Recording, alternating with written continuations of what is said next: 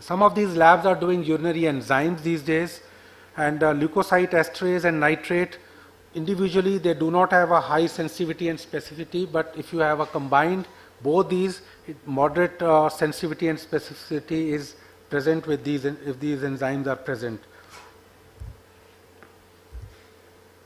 Now once we have suspected, investigated, and we have diagnosed, and we are waiting for the culture, we have to start the child on empiric therapy pending the culture reports. If the child you are dealing with is just simple UTI, an uncomplicated UTI, and how do we label as simple is, the fever is a low grade, if there's dysuria, urgency, frequency, these symptoms would label as simple UTI. You can start with oral therapy and start with simpler drugs rather than going on to third generation cephalosporins. Simple drugs like cotrimoxazole, cenflaxine, amoxiclav are good enough. Occasionally you may require things like cefexime, a third generation. Again, fever and symptoms should start reducing in next 48 to 72 hours. If there's a failure to respond in next 48 to 72 hours, you probably are either dealing with a resistant bug, there's a non-compliance. So you have to keep these in mind. Sometimes the mother may say that she is giving the medication, but she may not be actually, or the child is actually not taking, and you find there is no response. So look into these, and if they are really present, then you have to re-evaluate these children. Normally in a simple UTI, the duration of treatment would be 7 to 10 days. But on the other hand, if you are dealing with a child who has got high fever, toxicity, vomiting, renal anger tenderness, or raised creatinine, you are dealing with a complicated UTI. Or if you are treating a child, if you are treating a neonate, then you have to treat both these groups as sepsis. Hospitalize these children, start them on parenteral antibiotics, a combination of amoxiclav and aminoglycoside, or a third generation cephalosporin would be good enough. But here the duration of treatment has to be for 10 to 14 days. That is, you can give a 3-day course which may be beneficial. And if you are dealing with a child below 1 year of age, then you have to keep these children on prophylaxis till you have completed the imaging part. So they may be on prophylaxis for many months till the imaging is complete. Along with that, you have to look after the hydration, keep them on good hydration. If they are able to take orally, that's better. Unless, if they are not, then you have to put them on intravenous fluids. Routine alkalization of urine is not required. If you are treating fever in these children, please do use only paracetamol, avoid NSAIDs. It may further complicate, and again the renal parameters may be increased, especially if you are dealing with a child with complicated UTI whose creatinine may be already on the higher side. Repeat urine culture, I would again emphasize, is not required unless fever is persisting or toxicity is persisting beyond 72 hours of therapy. Then you can reevaluate them with the repeat urine culture. A word of caution against these newer antibiotics, especially a lot of use of fluoroquinolones, third generation cephalosporins, and other potent antibiotics, because they would alter the gut flora and we would get more resistant strains as the time passes.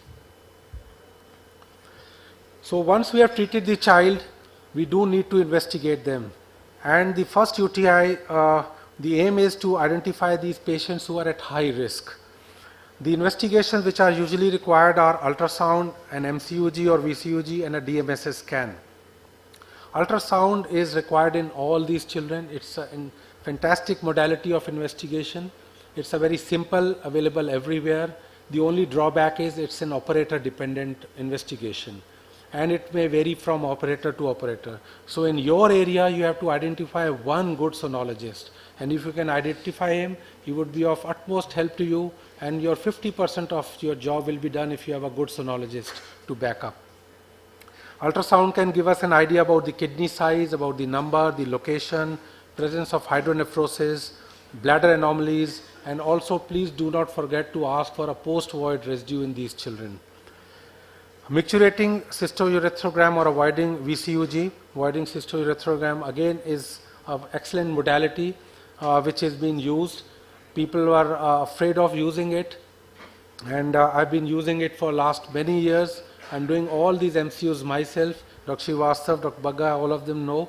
and I don't leave it to the radiographer to catheterize these children. We do it under aseptic precautions. We give them an oral or a IV intramuscular antibiotic before the procedure, explain to the parents, explain to the child, do it under local anesthesia, and it is very convenient and simple procedure. Occasionally, in a very jittery child, and I would say jittery parents, we have to use small doses of sedation in these children, and I normally have a standby of intensivist if you are using sedation. You cannot give sedation on your own without a standby anesthetist or an intensivist. Again, MCUG gives you information about vesico-uretic reflux, about other anatomical details of the bladder and the urethra. DMSA scan is a static nuclear scan. It gives us an idea about the parenchymal infection and the scarring. We'll see what all these investigations are needed at which age. Just giving you a brief of that 3 investigations which are required. This is the normal VCUG, and as I told you that we catheterize the child, and we would put in a 6 or 5 French feeding tube under local gel xylocaine and fill in the bladder, and this is how the bladder looks, a normal regular bladder with a normal wall, no reflux when the bladder is being filled, and we then take pictures in AP and lateral and oblique positions, and then the child is made to void, and then again we take pictures in oblique and AP positions, and again once the child is fully voided, then we take pictures of the post-void residue. This is a child with cystitis, recurrent UTI with a corrugated bladder, irregular bladder wall. You had seen the smooth wall, and this is the irregular one. Again, the MCUG or VCUG gives excellent idea about the reflux. The reflux, our experts will be talking in detail and telling us about the grades, but this is just to give you a glimpse of grade 2 reflux, grade 4 reflux, grade 5 reflux. So we can actually have the grading of reflux by an VCUG examination. This is a child with grade 5 reflux and hugely dilated ureters and intrarenal reflux and hugely dilated renal pelvis. Again, yeah. So then these are the children with the posterior urethral valve with a bad bladder, diverticuli. Again, a child with bad bladder with multiple diverticuli and grade 5 reflux. This I wanted to highlight about the DMSA scan. This is the normal scan where the kidneys look very regular, and this is the child with one kidney affected, and they are both the kidneys affected.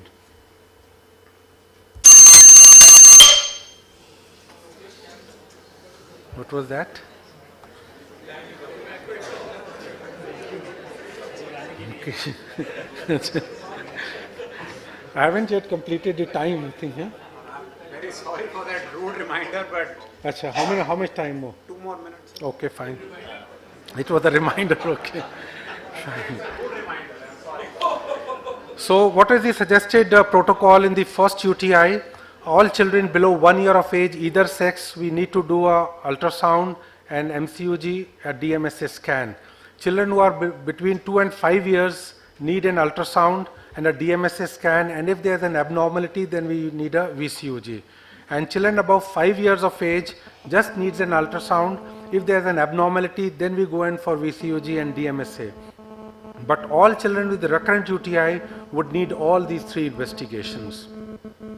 Again, US ultrasound can be done soon after diagnosing UTI. VCUG, normally we wait, give a course of antibiotic, and then in 2nd or 3rd week. DMSA scan should not be hurried. It should be done in 2nd or 3rd month. Too early a scan may give you a false impression about scars when they may be just because of infection. These hypodense patches may be there. But a child with hydronephrosis would need evaluation with a DTPS scan. About the antibiotic prophylaxis, I think I'll leave it to Dr. Bagga will be speaking about the antibiotic prophylaxis, who are the children who would require and what doses. Again, I'll not go into detail of the prophylaxis part. Prevention of recurrent UTI is again important. Increase the fluid intake. For children who have VUR, complete emptying is important. Children who have a post-void residue, we tell them about frequent voiding and double voiding, and precautions of cleaning the perineal area in girls, avoiding constipation, avoiding tub bath, and about the diapers again. With these newer techniques, we are getting children with UTI, and a word of caution has to be told to the mothers. Circumcision routinely not recommended, but consider in children with recurrent UTI and children with VUR with solitary kidneys. Asymptomatic bacteriuria, no treatment required. Again, a word of caution here that you have done a urine culture for some reason where you are not even suspecting UTI and you get a child with bacteriuria, you do not need to treat this asymptomatic bacteriuria. I think I'll stop here, and we have a few cases I had, but I think there's a shortage of time. I'll just leave it on this slide for you to guess what is it, and if anybody can guess, please tell me after the talk. This is from a country I had recently visited, and there's a very interesting concept which they have come out with. Thank you very much. I think we could take 2 or 3 short questions, and then we go on to more specific problems. 1 or 2 questions. आप question पूछेंगे? You should be answering questions. Yes, sir. बताइए. DMSS scan after 2 or 3 months. I think most of data indicates we should do after 6 months. After 6 months? 3 months is... We see too many scars if you do after 2 or 3 months. See, our problem is that many of these children come with a DMSA scan in hand maybe 2 weeks after the UTI. So too early is a problem for us, and if it's late, it's not a problem, but normally 2 to 3 months is the recommendation. By that time, the infection has settled, and the scarring or the false impression which we get because of the infection, the photopenic areas are normally over by that time. And if it's a real scar, then it would be visible at 3 months. I want to say 2 to 3 months is too early. What about 5, 6 months? That's the standard recommendation, 2 to 3 months. And then if you find scars and you want to confirm whether they are really scars or they were patches because of the infection, maybe you can repeat after 6 months, but 3 months is fairly good enough. Question there. Sir, you mentioned the age recommendations for the modalities of investigation. You said up to 1 year ultrasound, MCU and DMSA, 2 years and 2 to 5 years something else. So what about the age group between 1 to 2? Is it up to 2 years all 3 investigations are recommended, or just for infants? Yeah, I think it should be now 1 to 5 years, because earlier we were saying up to 2 years do all these investigations, 3. But the recent guidelines which have been given by our academy, pediatric our Indian Society of Pediatric Nephrology, we had revisited, and it was a consensus that up to 1 year we should do all these 3, and 1 year to 5 years I would say we do ultrasound and DMSA. If there is scarring or if there is an abnormality anatomical, then we do a VCUG. So you can take it from 1 to 5 rather than 2 to 5. Any other question? Madam there or down?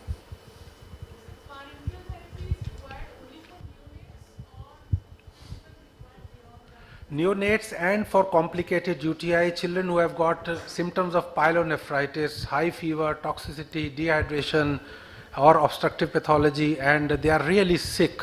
So they are the ones who would require complicated UTI. And neonates, of course, all neonates would require.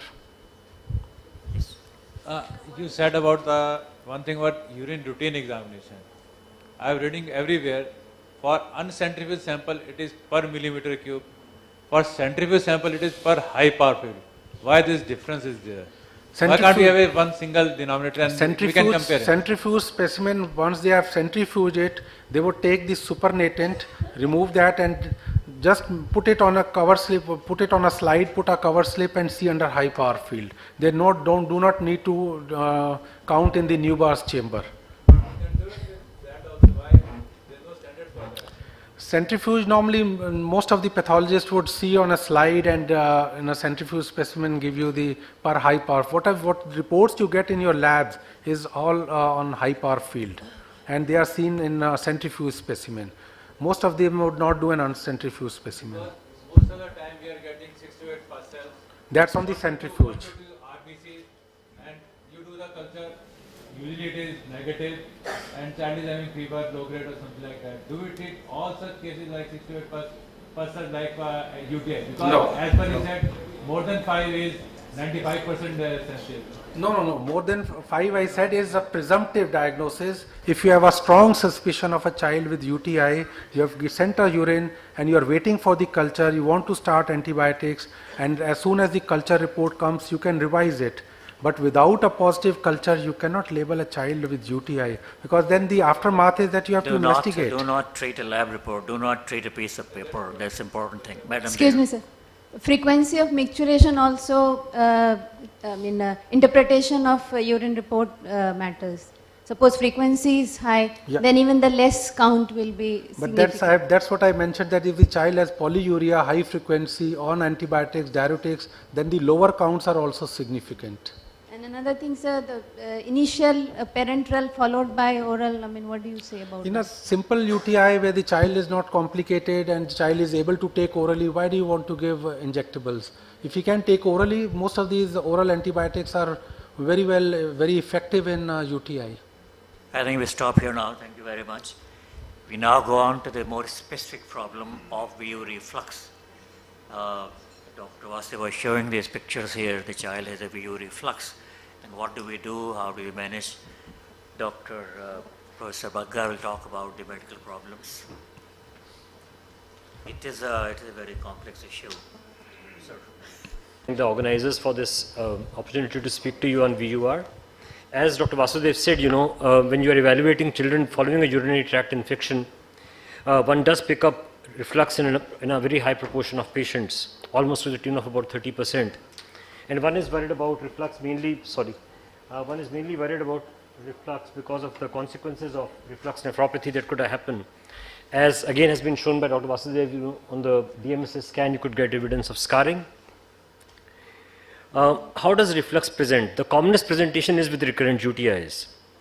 However, a proportion of patients you are often picking up reflux based on evaluation of antenatal hydronephrosis. A proportion may present with ESRD or with hypertension, and then you pick up reflux. When you are screening siblings of patients with reflux, almost 1/3 or 1/4 of these patients may also show reflux. So that's another situation where you may pick up reflux. And obviously one can have a secondary VUR, secondary to say PUVs or a neurogenic bladder. The various ways you would grade reflux is very well known, and this is the standard classification of the International Reflux Study Group, wherein you would grade reflux from grade 1 to grade 5 based on the amount of dilatation, whether it's a dilated ureter or not, and the kind of calyces, tortuous ureter with almost gross clubbing of the calyces. And this does have prognostic value as we'll come through this. Now this is data from the Chronic Kidney Disease Registry of India, and this data is till last year. And as you can see here, reflux nephropathy would account for almost 15% of all chronic kidney disease, that is CKD stage 3 or more. So it's an important cause of chronic kidney disease in children. But even in other groups, like neurogenic bladder, obstructive uropathy as well, so VUR would be an important constituent. So one is aware, that VUR is an important condition that we are dealing with on a day-to-day basis as far as nephrology is concerned. Now, if you look at the severity of VUR and what really happens, this slide shows that if you have milder reflux, grade 1 to grade 3, the likelihood of scarring is much lower, to the tune of say 10% or 15%. However, if you've got severe reflux, and this is data from multiple studies, which was summarized about 2 years ago, the likelihood of getting renal scarring is to the tune of about 50%. So obviously severe reflux grade 4, grade 5 is much more severe than grade 1, grade 2 as far as the consequences of reflux nephropathy are concerned. This is one. The second important thing I think you need to understand is that reflux can cause scarring either in utero or acquired. Now in utero scarring really occurs with high pressure reflux, occurs more often in boys who have got severe reflux, and these boys are really born with scarred kidneys. They are small, globally damaged kidneys. Obviously, you really can't do very much about these kidneys once there has been developmental delay and whatever. However, a proportion of patients, which could be as high as 50 or 60%, may get acquired scarring, which you can really prevent by prophylaxis and whatever you are trying to do by surgery, etc. So, in this group of congenital dysplasia, obviously our choices are limited. Here you have to manage these patients symptomatically, but it's this group which usually happens in girls. The scars are small and it's a milder grade of reflux that you can really intervene. Now, as far as predictors of end-stage renal disease and reflux are concerned, so the main predictors are the presence of bilateral or severe reflux, presence of renal scarring, which again would correlate with the bilaterality or the severity of reflux. The later you diagnose reflux, the more severe it is, the more are the consequences of reflux nephropathy. Patients who have proteinuria, patients who are hypertensive are again at high risk of ESRD. Despite all this, over the last few decades, if you look at data from various countries, there is clearly better management of reflux nephropathy, and the likelihood of patients with VUR progressing to end-stage renal disease would clearly be just about 2 to 3%. So I think in many ways, reflux is given a lot more importance than what it should be given, And so the likelihood of a patient with reflux, if you look at large studies, the likelihood of going into ESRD would be just about 2% in Western centers. The other issue that has been discussed is are the consequences of reflux in pregnancy. We know that the girls who have had reflux when they were children, almost 40% of these girls may get a UTI in pregnancy, and this is the risk is higher if you have renal scarring than if you do not have renal scarring. In the absence of renal scarring, although the risk of UTI is still higher, but there is evidence that this is not modifiable by surgery. So ureteric reimplantation doesn't really change the risk of pregnancy-induced UTIs. Furthermore, in girls who have reflux but do not have scarring, the risk of gestational hypertension, preeclampsia and so on is not really increased. So even if you have got mild reflux with no renal scarring, girls are relatively safe as they go through pregnancy. Now, just coming to the management of VUR, the main issues that we will be discussing briefly, and I and Dr. Bhatnagar as well, is the role of antibiotic prophylaxis versus surgery.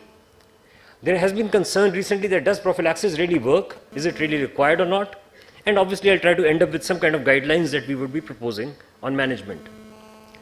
As far as the drugs for prophylaxis are concerned, the drugs that we chiefly use on a day-to-day basis is cotramoxazole.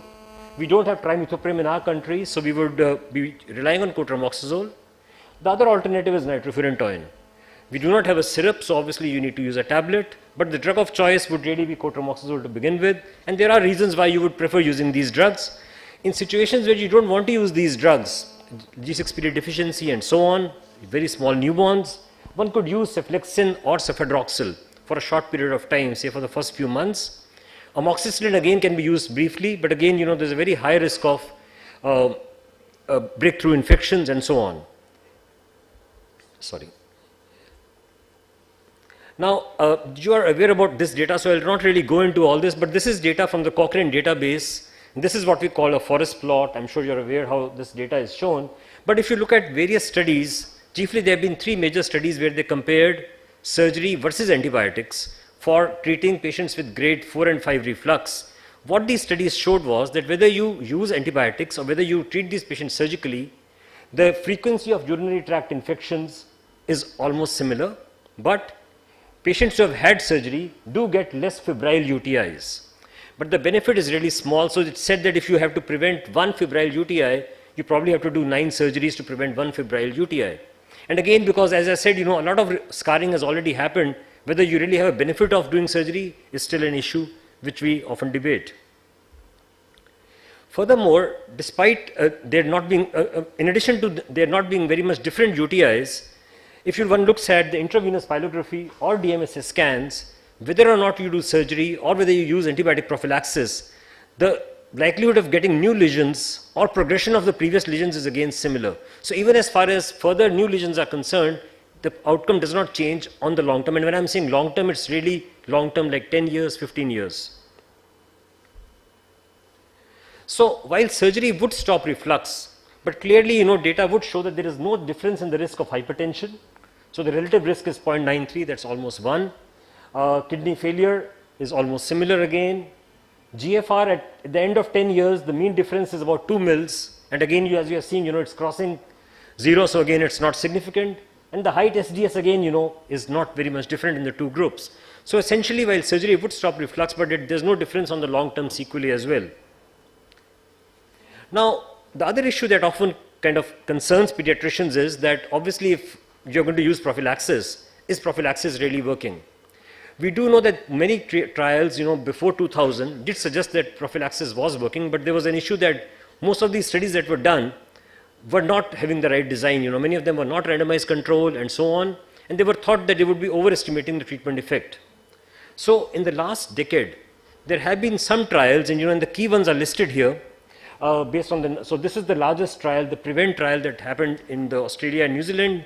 Then you have trials from France, 2 trials from Italy, as well as from Canada and US.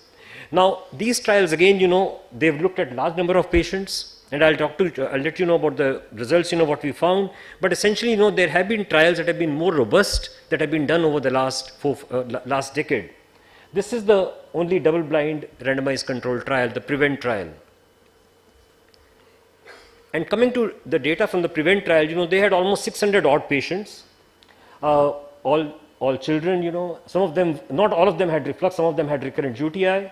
And what this study showed, this was a double-blind randomized controlled trial, the risk of UTI in the antibiotic group was 13% at the end of 2 years versus 19% in the placebo. So the benefit was just about 6%. And as you are seeing here, the hazard ratio was just 0.6. It was significant. This study also showed that patients who were given antibiotic prophylaxis, they had a higher risk of resistant organisms, and there was also issues of compliance. So although this trial did show that the therapy was useful, I think this question is still being debated. The other major study that we have had, over the last few years is the Swedish reflux study. Sweden has been, essentially a very strong country as far as studies on UTI are concerned, chiefly because they've got a very strong pediatric nephrology group, and they would be doing most UTI studies would kind of emanate from there. Now, the Swedish reflux study involved almost the entire Swedish population of children. There was one Norwegian center as well, and they took almost 200 odd patients, and they were randomized into 3 groups. The prophylaxis group, about 70 odd, the endoscopic therapy, which again I'm sure you're aware about, the deflux therapy, Professor Bhatnagar will be talking about that also, and then finally the no treatment group. So about 70 patients in each group. All these patients were very carefully followed up, and as you can see here, the overall adherence to the study design was excellent. Most patients came for follow-up visits and so on. Now, what this study showed was that if you look at girls, the risk of UTIs clearly goes down in patients who receive endoscopic therapy or prophylaxis compared to patients who are not receiving prophylaxis. And this again is shown here, in the Kaplan-Meier A, where again, the patients who were treated with no prophylaxis got more UTIs. In boys, the advantages were not too much different, so they were almost similar. So at least within girls, the risk of UTI was not significantly different. What this study also showed was that with deflux therapy, there was a resolution of psychouritic reflux. In almost 70% patients, there was either a resolution or a downgradation of the reflux. But almost 20% of these patients, as you can see here, after 2 years, the reflux had again come back. So while endoscopic therapy is useful, but there was a very high likelihood of, again, relapse after a few years. Furthermore, interestingly, what the study showed was that patients who got endoscopic therapy versus prophylaxis, the likelihood of deterioration of kidney functions was higher in the deflux group. Now this again, this was not a blinded trial, so there are problems here, but clearly it showed that deflux may not be as good as it is proposed to be. Now, based on the current data, what do the recent randomized controlled trials on VUR tell us? And if you look at the Craig is the PREVENT trial, and then you've got the Swedish reflux trial, and the combined estimate is that prophylaxis works. But again, as I said, the only single double-blind randomized controlled trial was by Craig. There's a large trial that's still ongoing within the US, and that is the RIVER, where again it's a randomized controlled trial looking at children with reflux. The results should be available, say, in about 1.5 to 2 years' time. And there's a much smaller double-blind randomized controlled trial being done by my colleague Pankaj Hari, again looking at the effect of placebo versus therapy in patients with VUR. So we are still awaiting these results, but as of now, one would advise the use of antibiotic prophylaxis for reflux. Another issue that concerns and interests a lot of us is the role of bladder-bowel dysfunction. And clearly we know that patients who have bladder-bowel dysfunction, they have a higher risk of UTIs. So this is the bowel bladder dysfunction, almost 44% risk of UTI compared to the ones who do not have a bowel bladder dysfunction. And the likelihood of resolution also is much higher in the ones who do not have bladder bowel dysfunction compared to the ones who have bladder bile dysfunction. So 30% compared to 60%. So kids who have dysfunction of the urinary bladder or constipation are likely to have more UTIs, are likely to have less resolution of reflux. So based on all this, what the Indian Society of Pediatric Nephrology proposed last year, and this has been published in the Indian Academy of Indian Pediatrics, is that patients who have milder grades of reflux should receive prophylaxis till the time they are a year old. After 1 year, with milder grades of reflux, one could stop therapy, keep these patients on follow-up, and if they have breakthrough, one could again go back to prophylaxis.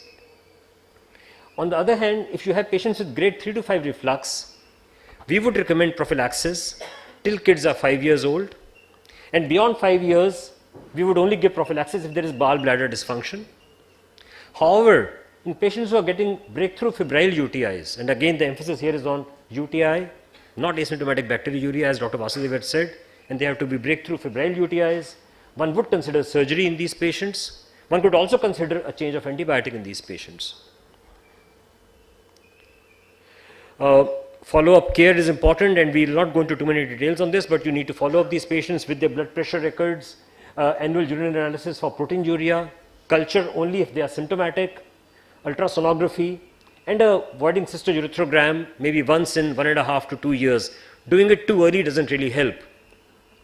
DMSA scan is not really required on follow-up unless there's a very real reason. So the message I really have is that VUR is not one single entity. VUR could cause problems in utero, it could cause problems later. So one should be able to recognize, that VUR is really a syndrome, and based on the severity of reflux, whether it's unilateral or bilateral, whether you already have scarring when you are born, this would determine the outcome. Very often, scars may be congenital, they may not be modifiable. One would have to focus on high-risk groups, and we have discussed this. As of now, the basis of therapy would really mean antibiotic prophylaxis. I have not come across any studies that talk about rotating the use of antibiotics. Clearly, if there's going to be a question, that's the answer here. So one would not use any rotatory antibiotics for prophylaxis.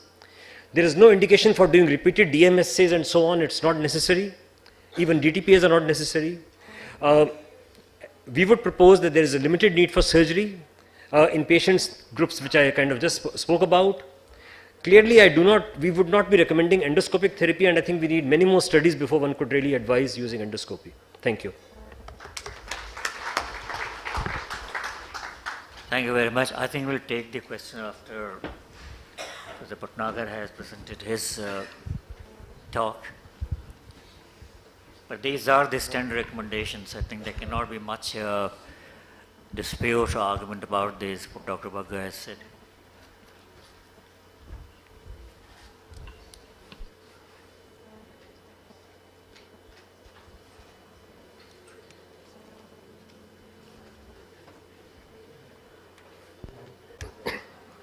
Thank you, sir. Thank the organizers for giving me this opportunity to share some of my thoughts on the surgical management of azicouric reflux in children. Now, we've discussed this. We needn't go into the details of this. But there are some perspectives which are important to the surgeon. And I think this is something which I'd like to share with you. The bladder by itself has an inherent or an intrinsic mechanism which prevents reflux. And this mechanism is multifold. It is an oblique entry of the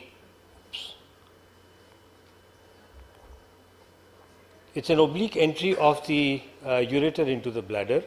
There is a submucous tunnel, and there is a support from the detrusor behind, so that when the bladder is full, the mucosa will press against the detrusor and prevent reflux into the ureter. Now these are important because when we treat reflux surgically, we try and follow what the natural mechanism should have been, and we try to replicate that. And it is also important to know that normally the ratio of the submucous tunnel to the diameter of the ureter is 3:5:1. And this is something which again determines the kind of operative procedure. Secondly, a lot of dissection on stillborn fetuses has given us this information that the site of the ureteric orifice is important. Now, if you look at the bladder, and this is the trigone, if the ureteric orifice is situated anywhere on the trigone, the chances of that ureter refluxing are almost negligible. But if the ureteric orifice is placed laterally, which we term as the lateral ectopia, or if it is placed distal to the trigone, which is near the bladder neck or into the posterior urethra, or any ectopic location, for example, the chances of reflux become extremely high. And this again is important because here comes the role of cystoscopy or endoscopy in the evaluation of vesico-ureteric reflux. The role of micturating cystourethrogram has been highlighted. I'd just like to say that there is another investigation which is a radionuclide based investigation which is known as the DRCG. This has a much higher specificity as compared to the MCU, and it gives much lesser radiation. The flip side is that it does not give you as many anatomical details as the MCU would. So what we would like to do is to do an MCU as the primary investigation in the evaluation of vesico-ureteric reflux and use the DRCG in the follow-up of children treated for vesico-ureteric reflux.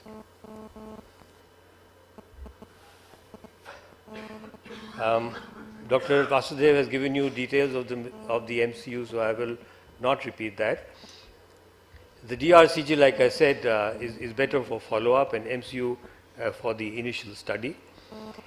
The grading of reflux, Dr. Bagga has given you the details, so there is no point in repeating that. But it is important for us because there are certain prognostic factors associated with the grade of reflux, and this is something which we will come to in a while. Now, the role of cystoscopy. Cystoscopy is a surgical procedure, and I think it's a very important in the evaluation and now as it emerges in the management of vesico-ureteric reflux. What do we look for in cystoscopy? We look for the location of the ureteric orifice. I have mentioned that the location is important because if the orifice is located in the trigone, chances are that it would not be refluxing. But if it is ectopic, then the incidence of reflux becomes much higher. The shape of the ureteric orifice is also important for us. A normal ureteric orifice is like a volcano, and the orifice is situated on top of that volcano. But if that is not the case, then we can have the stadium orifice, which, as the name suggests, looks like a stadium, or it's like a horseshoe, or there is a lateral fold deficiency, or it is that of the look of a golf hole. Now, the shape is important because, again, the shape would also give us some indication of what to expect. For example, a golf hole orifice is almost 100% positive for reflux, whereas the other kinds of orifices have slightly lesser degrees of reflux associated with it. Now, again, the cystoscopic assessment is important because what we also look for is the length of the submucous tunnel, and this can easily be done by introducing a ureteric catheter into the ureteric orifice and looking at the submucous tunnel. Now, the length of the submucous tunnel is important because if it is a normal submucous tunnel, chances are that it would have very low degree of reflux, and even if there is reflux, most of these we will be able to manage medically. But if the length of the submucous tunnel is very short, then chances are that this would not respond to medical management and some sort of surgical intervention might be required. Now, the effects of the reflux, Dr. Bagga has dealt with beautifully. I will not go into the details. Our concerns are the same as those of the pediatric nephrologists.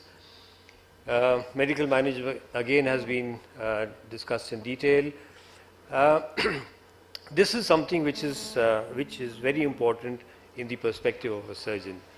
From experience and from various studies which have emanated from surgical centers, we know that the grade of reflux is important. Grade 4 and 5 reflux are very unlikely to subside on their own, particularly if they are associated with a structural problem in the bladder. Progression or appearance of fresh scars is something which we see with higher degrees of reflux and in untreated reflux with recurrent urinary tract infections. Breakthrough urinary tract infection, despite chemoprophylaxis, is something which we as surgeons would recommend a surgical option. Now, this is something which is extremely important, and I think this is something which is not given due importance in our setup. Poor compliance or tolerance of medication. You can prescribe drugs, but if the drugs are not reaching the patient, or if they are not doing the job, then I think that kind of treatment is useless, and we need to do something more drastic than just prophylaxis. Associated malformations, a periureteric diverticulum, a ureterocele, or a ureterocele which has been incised, or posterior urethral valves with secondary reflux. Now, these are again important associated malformations where the reflux might require something more than just prophylaxis or medical management. Vesico-ureteric reflux associated with ureteral obstruction, an obstructed refluxing megaureter, for example. Now, this is something where conservative measures would not help in resolving the reflux, and surgical intervention would be required. And then this aspect has been raised, and some pediatric urologists would also take this as an indication for surgical treatment. Now, what are the surgical options? I'll begin with something which is the newest and something which is very commonly done and which is fraught with danger because it has the risk and the tendency to being misused or overused. And that is the sting operation. We now have a fairly long experience of the sting operation. It is a simple procedure. It is done endoscopically. It can be done as a daycare procedure. Success rates again are difficult to assess because it requires some degree of a learning curve. And then there are multiple things available to be injected. Now what we use is the deflux, which is the dextronomer polysphere. And also we now have minimally invasive techniques available, for example, the laparoscopic reimplantation of ureters. These are highly skilled procedures and not everyone can do it. Can you double click on this? There's a little animated cartoon which I don't think I'll be able to run from here. From the laptop. Flux. It is something called the reimplantation of the ureter, or which we technically call as the ureteroneocystostomy. The principles of surgery are based entirely on the perspective which I have elaborated in the beginning. We need to mobilize the ureter, we need to create a submucous tunnel, we need to re-anchor the ureter into the bladder. If the ureter is very grossly dilated, we need to reduce the caliber of the dilated ureter, and the submucous tunnel has to be maintained in the ratio of 1:5. The ureter needs to be stented for a short period of time, and the bladder needs to be drained for a short period of time. Antibiotics are given in the immediate post-operative period, and chemoprophylaxis is given up in the follow-up period for at least 6 weeks. And this surgical approach can be either done from outside the bladder or from inside the bladder. Some of the techniques, I'll just tell you what is done in these techniques without going into the surgical details. This is the Le Grégoire technique, in which an incision is made in the posterior wall of the bladder right up to the mucosa, and the ureter is placed in that tunnel, and the muscle is stitched over it. In the in the open techniques, we have two important techniques. One is the Cohen's cross-trigonal technique, in which the left ureteric orifice comes to lie on the right side and the right ureteric orifice comes to lie on the left side. But on the Politano-Ledbetter technique, the ureter is mobilized, it is reintroduced into the bladder from a new ureteric hiatus and then put into a submucous tunnel and brought onto the trigone area. Then if the ureter needs to be reduced, we have a few techniques available. The important thing is that if the ureteric diameter is too big, then you need a much longer submucous tunnel. Whereas if you reduce the diameter of the ureter, you need a smaller submucous tunnel. Like any surgical procedure, there are complications which are associated with the surgical management. The worst possible is the persistence of vesico-ureteric reflux or the failure of treatment. Sometimes there may be a delayed reappearance of the reflux. There could be obstruction because of angulation or kinking, stenosis or devascularization, or there could be a progressive ureteral dilatation, or there may be persistence of or recurrence of the urinary tract infection.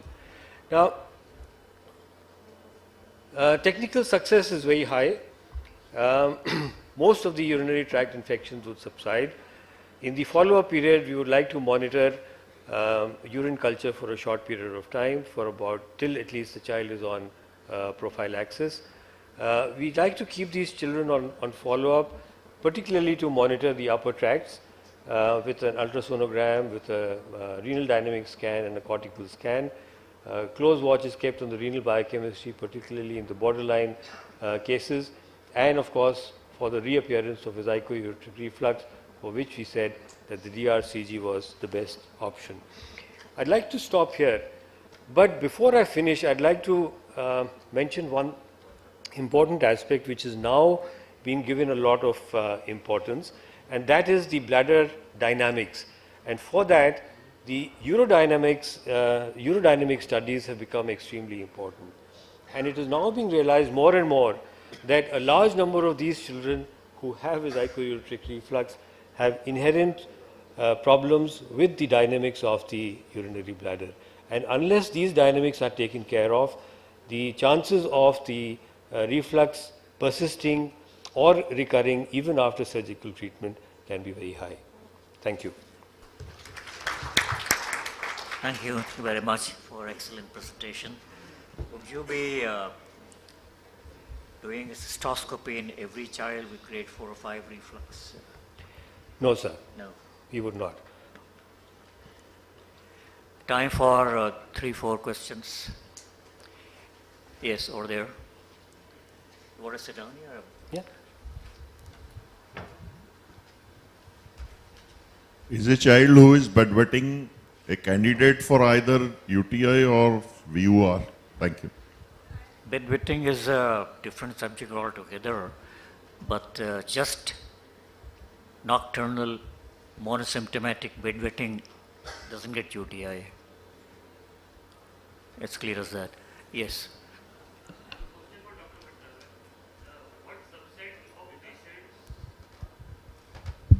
What subset of patients would require this urodynamic monitoring, especially with recurrent UTIs and all those patients? Any child who presents with urinary tract infection and has a voiding dysfunction on clinical grounds would be a candidate for a urodynamic study.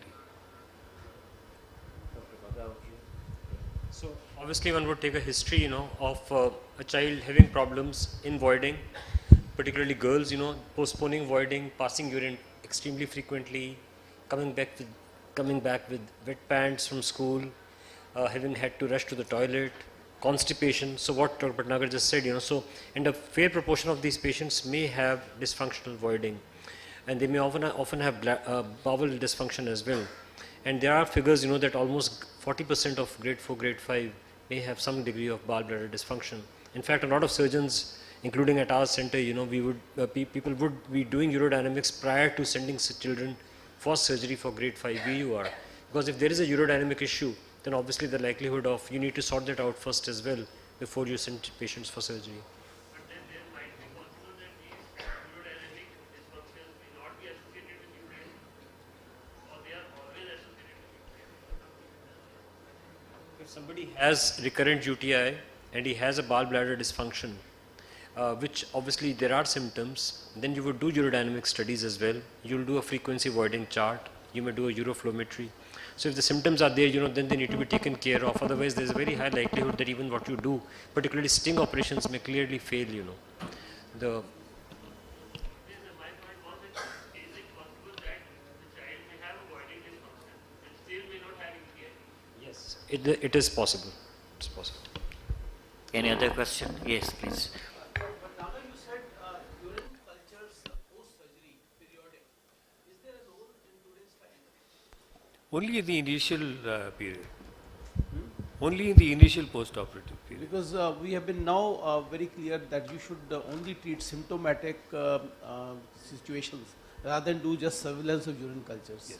There is a critical period immediately after the surgical intervention, and it is during that period that you want to do the surveillance. But not periodic. Not periodic. Not periodic. Because you mentioned periodic urine cultures. Welcome, Dr. Pramod Jog. Do you have a question or comment? No?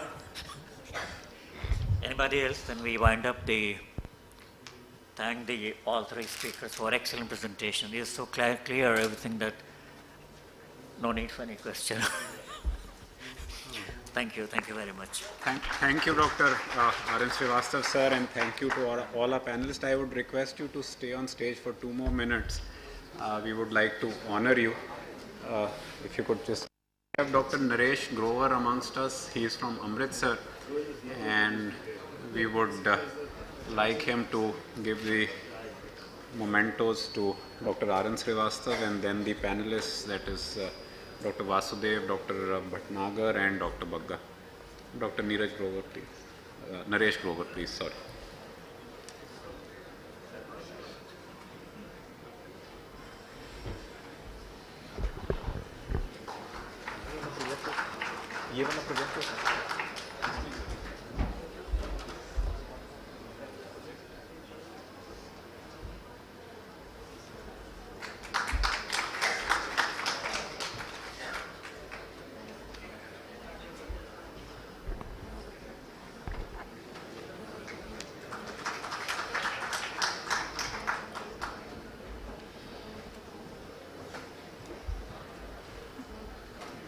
Thank you, sir.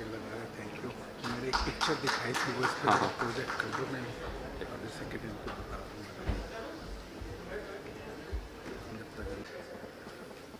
I had shown a little while back. This is from this is from Singapore. This is a new concept of vertical gardening, and this is called as a super tree. These are huge vertical gardens, like at the height of like Qutub Minar, and they have plants, and they conserve all the rainwater. So in that country, all the drinking water is either taken from the rainwater or the drain water, and every water which is wastewater is conserved and also purified. So this is the newer concept. Anybody who goes there, do visit this garden. Thank you, sir. Thank you. Now the next session on our agenda is the keynote address, and the keynote address is by Dr. Pramod Jog, who has flown all the way from Pune, and I'm sure all of you who've had the opportunity to listen to him would be glued to your seats and not miss a word of what he says. The in the chair today for this session would be Dr. Subhash Arya. Dr. Subhash Arya, as all of you know, is one of the doyens of pediatrics in Delhi, one of the senior most statesmen here. We'll be honoring him later during the inaugural function. So I would request Dr. Arya to be on stage and invite Dr. Pramod Jog also onto the stage. Dr. Arya will introduce Dr. Jog, and then Dr. Jog can start his keynote address, Pediatrician's Life Beyond Practice.